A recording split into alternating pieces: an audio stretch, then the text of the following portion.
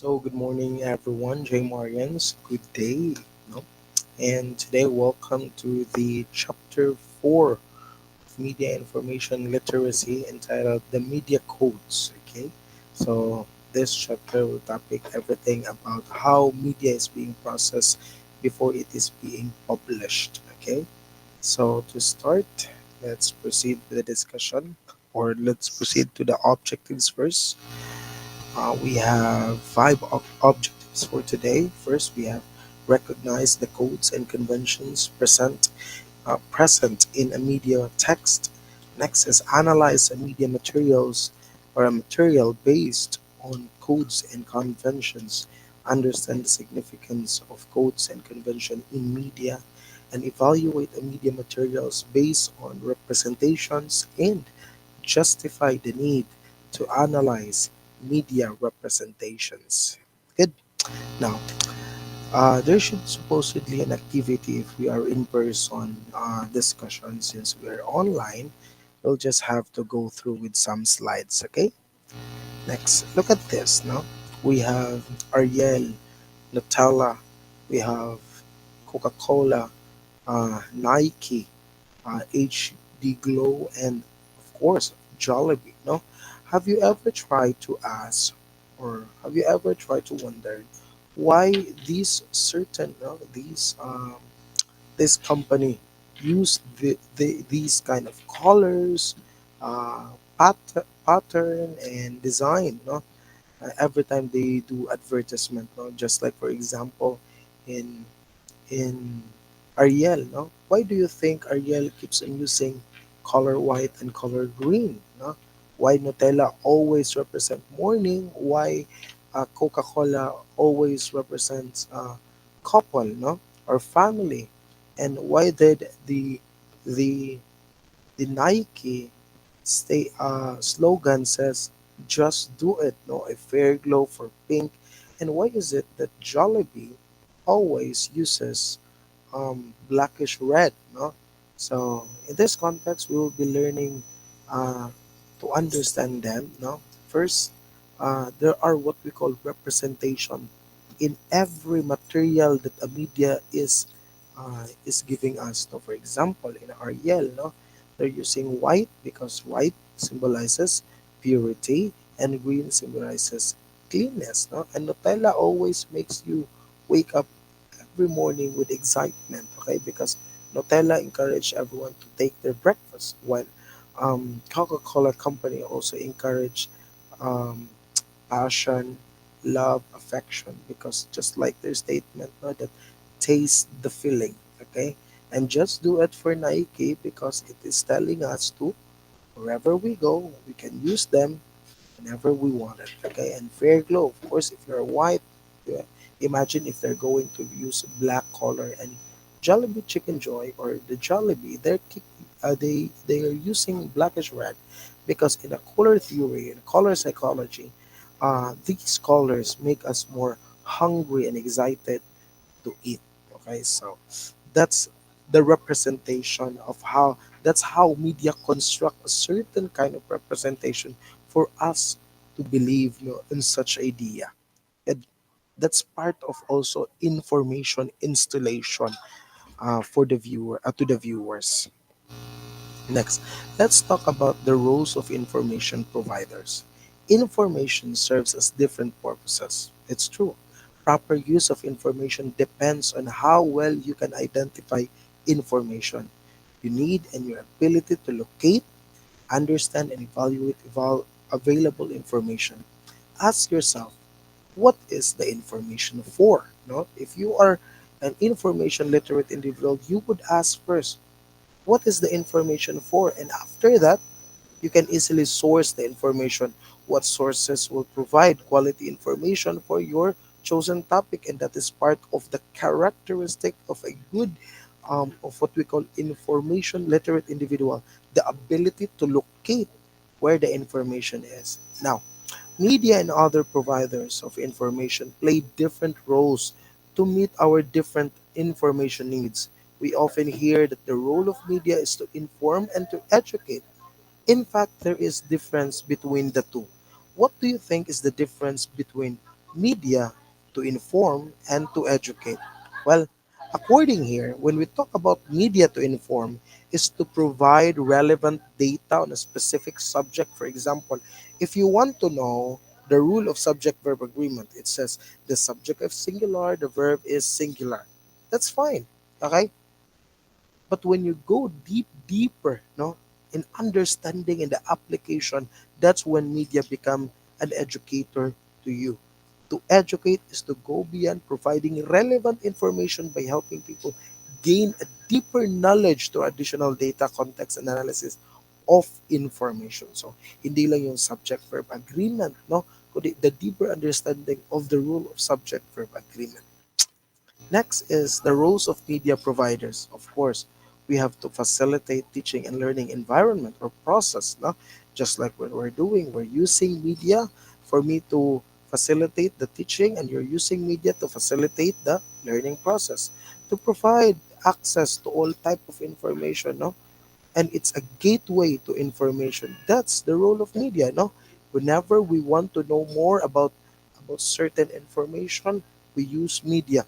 We research, we search on Google and internet and on YouTube or anything we wanted to we want to learn with. No? So that's one of the rules. Then promote universal values and civic rights such as freedom of expression, speech, and of the press. Paano?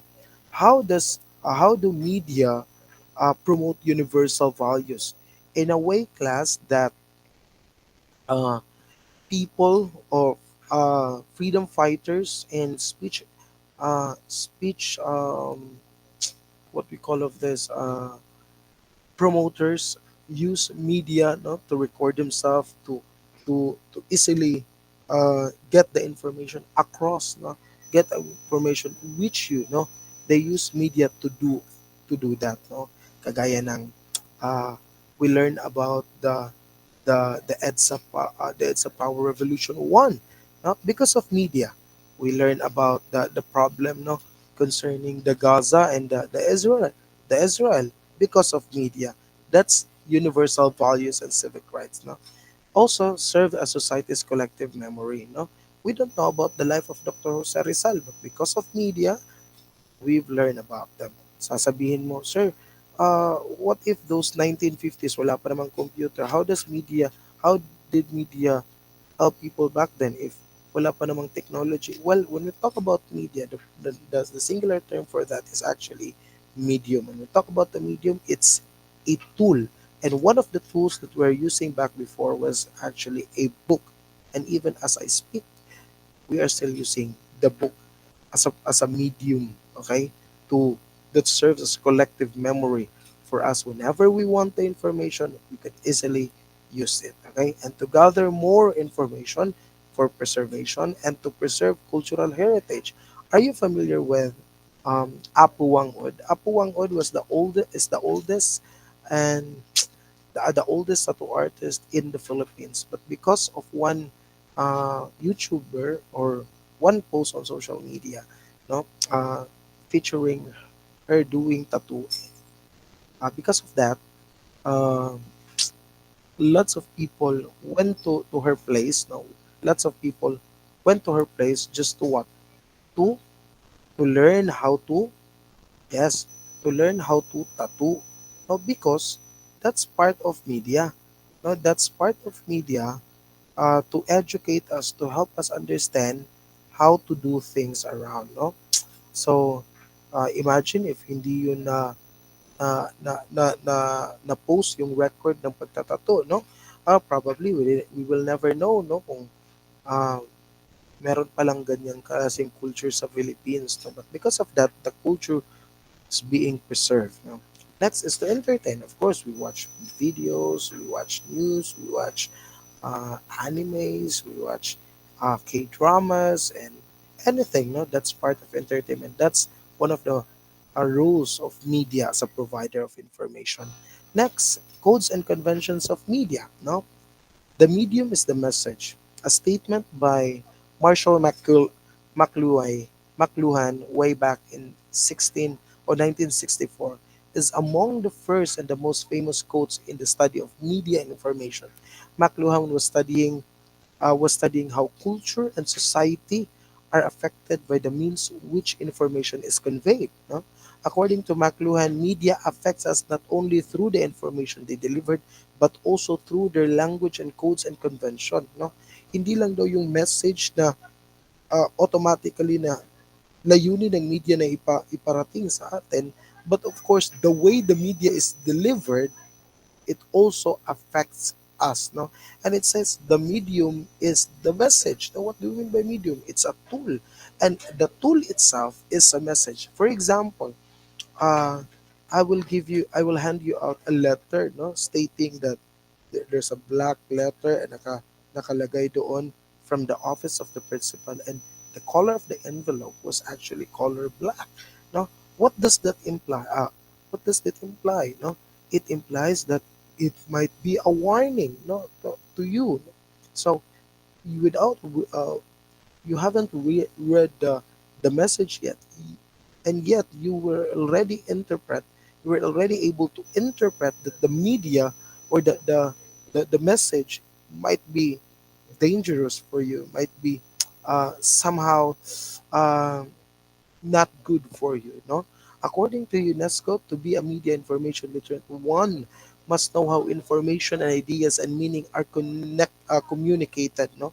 To be able to become a media information literate, you must know how the tools that are being put together, no, convey a message. This means being able to understand a language or a grammar of a medium or information provider in a way than learning the codes and conventions used by media practitioners to communicate idea or message. It's like learning a new language. No? Uh, if learning grammar is far more difficult, let alone no learning the conventions and the codes of media. Okay, so sabi niya, it's like learning new language once you wish to learn the codes and conventions of media.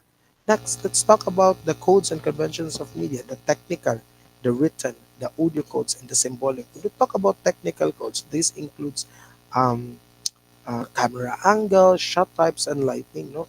Pangit naman kung ang ang movie mo class, no? For example, in a certain movie, yung movie ay masyadong ah, plain lang, no? Nasa malayo, and then masyadong maliwanag pero patay pa yung may pinapatay, may ginagahasa, di ba? Usually for that kind of scene or theme, di ba? Usually malapitan, close up, and minsan yung ang lighting na ginagamit nila yung dark type, no, yung pinadim. That's part of technical codes because the technical code conveys also a message. Okay. Next is the written code. Some example of written codes are headlines, no, captions, titles, and writing style. No? For example, we come across headlines in the news, no, saying, uh, "Bata kinagat ng aso," no. Pero if you're going to become a writer, you must write something that makes the people interested, no? Imagine class if you're going to come across uh, two news headlines and yung isa sasabihin doon, bata kinagat ng aso. Yung isa naman, aso kinagat ng bata. Uh, which between the two codes, no, or headlines uh, make you more interested to read the context, no? Of course, that story or that headline that says, yung bata, kinagat niya yung aso, you might be asking why, bakit kaya, no? Bakit kaya? Probably sa sobrang gutom. And to satisfy your curiosity, you will read the entire article, and that's what makes a written code effective. Next, audio codes, no? For example, no, these audio codes relate to the sounds, background music, sound effects, and voiceovers. Example, ah, yung theme na yung movie ninyo ah, yung babae tumatakbo sa damo sa cornfield, and then she's running, so she's very scared, she's so she's so frustrated because a rapist and a serial killer is about to take her, no? And then imagine while running. so fearfully, yet the music is Baby Shark. No? Would it be coherent to each other, the movie or the scene and the audio? Of course not, no? Magiging pangit yung action, yung pangit yung scene because hindi tugma yung audio sa sa scenario. Okay? So that's audio codes. And then symbolic codes. These are codes that are used to convey a symbolic rather than a literal meaning. Or one example is characters' emotions are implied in the scene. Ginagahasa ka na pero sasabihin mo lang na, wag po, wag naman, masakit po. Of course, uh, you will, you will portray the kind of emotion needed for the scene, no, so that a certain symbolic code will be portrayed to you. Okay, next, this is an example of the technical codes, no, the camera, the shot size, lighting. This is the symbolic codes, no, yung apple, yung setting, yung costume, yung body language. Okay, that's an example of these are the example of symbolic codes. These are the examples of written codes, no? Yung mga writing, no? Yung mga words, letters being put together. Next, we have the sound, no? Or the audio, no? It's understandable already. Next, the University of Minnesota defines media representation, no? We're now in the media representation as the way media portrays particular groups, communities, experiences, ideas, or topics from the particular ideological or value perspective. In other words, media representation tells us that media reflects ideology. When we talk about media reflects ideology, media reflects its own kind of reality, not our reality. It makes us aware how media construct or represent reality and affect our perception of ourselves and our surrounding. Representation in media class, including representation in film. The media do not portray reality. They create reality. Kaya, for example, no, those people na nandun sa Manila, sinasabi nila during the siege in Jose Maria College, no, in dito sa Kingdom, no, sa ating paaralan. Ang nangyari, sinasabi nila yung mga police na who came in the KOJC, no, they are not bringing weapons with them, no. That's according to media, and then that's according to the president as well. And then yung pinaniniwalaan ng mga tao sa Manila, no, they would keep believing in on the premise na wala silang armas, mga tanga yung mga tao sa Davao, sinasabi nilang may armas pero wala silang armas. But the reality is, meron silang dala-dalang armas because we saw them that they had their firearms with them. So, uh, you see now the difference. That's how media construct or portray its own reality. They could change a reality if they want to. That is why if you are an information literate individual, you don't easily believe on what the media is saying. You what? That's the previous topic. You attribute. Next, you data triangulate. You look for more research, you look for more information pertaining to that information so that you could verify and you can make an educated guess or conclusion that a certain information is factual or not. Okay, that's media representation. Now, always remember, everything is in media is constructed. Lahat ng ginagawa sa media, lahat ng nire-release ng media, gawa nila. Representation takes many forms such as radio, segments, newspapers, articles, uh, photo- photographs, and films. While media representation, remember this, may seem realistic class, remember, they're just construction. Kung titingnan mo parang totoo, pero at the end of the day, gawa lang nila yan. It should be subject in thorough scrutinization, no? Masusing pagsusuri. Okay? Next, let's proceed to the media representation. The construction. When we talk about the construction, it's the way a media material is put together. the information, the material use, and anong way ba ng pagpuproduce, either uh, radio or through film or through newspapers, through a segment, no? Just like that. That's construction. When talk about mediation refers to the process a media material undergoes before reaching an audience. No, you combine them. That's the process of mediation. Selection refers to the process of selecting content for a media material. For example, sabi doon sa isang written codes, uh, kibuloy na aresto. And then sa isa namang news article, kibuloy sumurrender. If you are going to if you are a news literate individual, you would compare the two. Who's telling the truth? Okay, but part of media is actually to somehow, no, make things interested for their viewers to be interested. No, imagine, ha, alam natin na uh, the good president actually surrendered, pero they publish it saying that he was arrested. So that's part of the selection. It depends on them, no? Kaya nga, sinasabi natin, media representation is the construction of, they construct their own reality. And anchorage refers to the words used to give image a certain meaning, no? Yung written codes, that's part of anchorage, no? Yung example kang Pastor Kibuloy, no?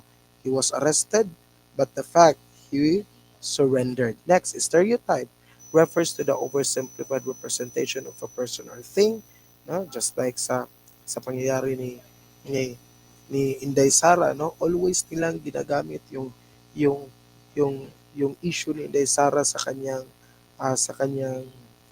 confidential fund, even though the COA has already presented an evidence that uh, the 125 million confidential fund was properly distributed, yet they keep on showing it, the news, no? And there is a reason for that, no? A political reason, probably. Next, ideology refers to the set of opinions, beliefs expressed through media and material. Now, look at this. This is what we call a ketchup, no? It's a Heinz tomato ketchup, ketchup.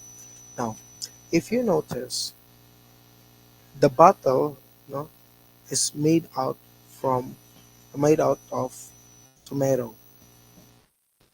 Without even saying that this is a tomato ketchup, it already tells us that this is a tomato ketchup, okay? And their claim, no one grows ketchup like Haynes. That's part of the representation of their anchorage or the written codes, and the how materials are being put together, and how the design, the context, the headings, okay, the color palette. No, that's part of mediation. This is what we call media representation. Now, words to remember to to fully understand the the topic of the codes of media is that are those: first, technical codes include techniques and methods like camera angles, shot types, and lighting. Written codes are headlines, captions, titles, and written styles. Audio codes are background, effects, and voiceovers under this category. Symbolic codes are codes that are used to convey a symbolic meaning. One example is the way characters' emotions are implied in the scene. Media representations are the ways media portrays groups, communities, experience, ideas, or topics from ideological or value perspective. Construction refers to the way media material is put together. Mediation refers to the process that a media material undergoes before reaching an audience. Selection refers to the process of selecting content for a media material. Anchorage refers to the words used to give images a certain meaning, and stereotype refers to the oversimplified representation of a person or thing. And lastly, ideology refers to the set of opinions or belief expressed through a media materials. Now, that's the end of our discussion. Now, you might be asking, or you might be curious, why do we need to undergo or to study the convention and the representation of media. Whereas it's enough for us to be able to know the procedures, the process, and the whereabout of the information. Well, for you to become an information literate individual, you must know the background of every information. Yes, the information is true. However, the intention might not be good. So you must also understand the picture painted before or in every information, because not all information that you've come across on the social media are true. And even though if it is true, how certain information is being delivered to you. There are intentions, no? There are two intentions, good and bad. So you must be able to discriminate which one is true, which one is not. Okay?